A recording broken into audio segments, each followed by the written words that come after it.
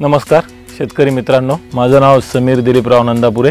मी वालपी येथील रहिवासी आहे, तालुका बार्शीटाकळी, जिल्हा अकोला। माझा मोबाईल क्रमांक 7350 23 99 75। माझ्याकडे जवळपास 80-85 एकर शेती आहे आणि वडिलोपार्जित व्यवसाय असल्यामुळे मी 10-12 वर्ष झाले शेती करत आहे। मी जेव्हापासून शेती सांभाळत आहे तेव्हापासून ज्वारी, मूग, उडीद, कापूस हे मुख्य पिकं होते, पण काळांतराने सोयाबीन या पिकात नफा असल्यामुळे हे पीक आता शेतकऱ्याच्या समोर आलं। मित्रांनो, जसं की मी तुमच्यासोबत बोललो की तण नियंत्रण हा सोयाबीनमध्ये मुख्य प्रकार आहे।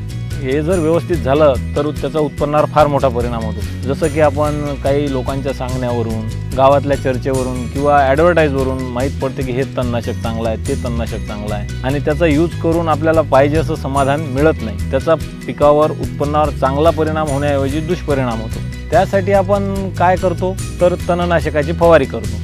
तर त्यामध्ये खूप अडचणी आहेत।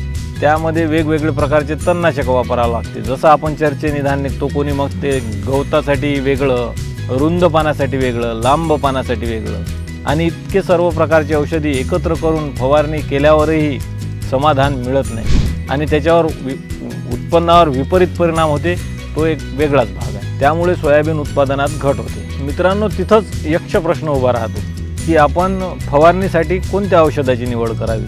पेरणी पूर्वची निवड करायची का पेरणी नंतरची करायची, लांब पानाच्या तणाची करायची का रुंद पानाच्या तणाची करायची, इथंच यक्ष प्रश्न निर्माण होतो। माझ्या शेतात एके दिवशी तणनाशकाची फवारणी चालू होती।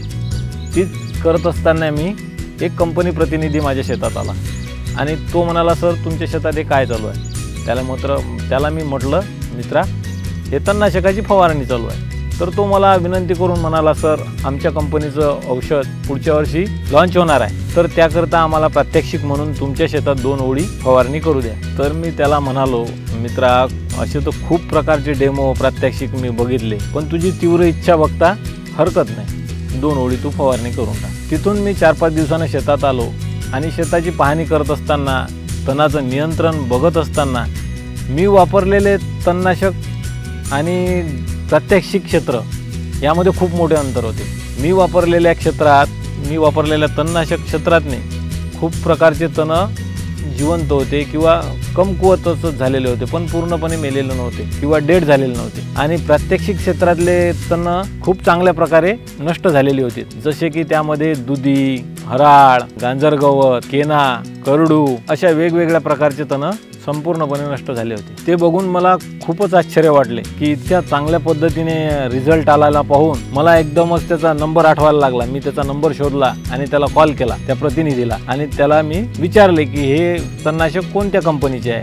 मग त्याने मला शेतावर येऊन माहिती दिली। तो कंपनी प्रतिनिधी माझ्या शेतावर आला आणि त्याला मी विचारलं की बाबा हे कोणतं तणनाशक आहे, फारच चांगले सुंदर रिझल्ट तुझ्या तणनाशकाचे मिळाले आहे। तर तो मला म्हणाला की पाटील हे पारिजात कंपनीचे तणनाशक आहे, ते तुम्हाला पुढल्या वर्षी बाजारपेठेत उपलब्ध होणार आहे। कंपनी प्रतिनिधीने मला सविस्तरपणे माहिती दिली।